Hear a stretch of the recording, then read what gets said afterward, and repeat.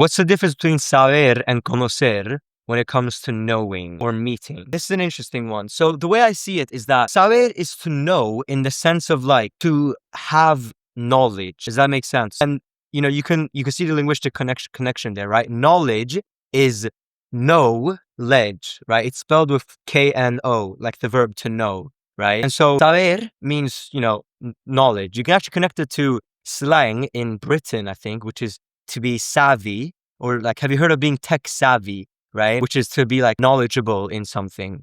And because B's and V's are kind of like, there's like a gray area between V's and B's in Spanish, savvy kind of becomes saber in that way, kind of linguistic connection there. But saber refers to having knowledge of something. Conocer can mean to know, but mostly to like to meet, but also like to be mindful of, sort of. That's a good way to sort of think about it, right? So if I want to say, oh, if you don't know me, right? Knowing someone in English doesn't mean that you have knowledge of them. It means that you like are mindful of their existence, right?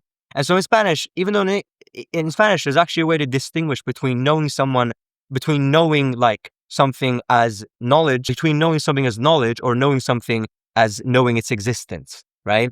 Or being mindful of its existence. But Spanish shows this difference through saber and conocer. So that's kind of how I understand it. So if I tell you, do you know this song, right? Then I would say conocer. But if I say, do you know how to speak Spanish? Or do you know how to play the guitar or whatever? Then I would use saber, right? And maybe even then you wouldn't even use know, because in Spanish it might not sound natural. You'd more so say, are you able to, or can you? But you get the point, right? Did you know that this happened, right? Then you'd use saber. But if you want to say, do you know this song by Lady Gaga?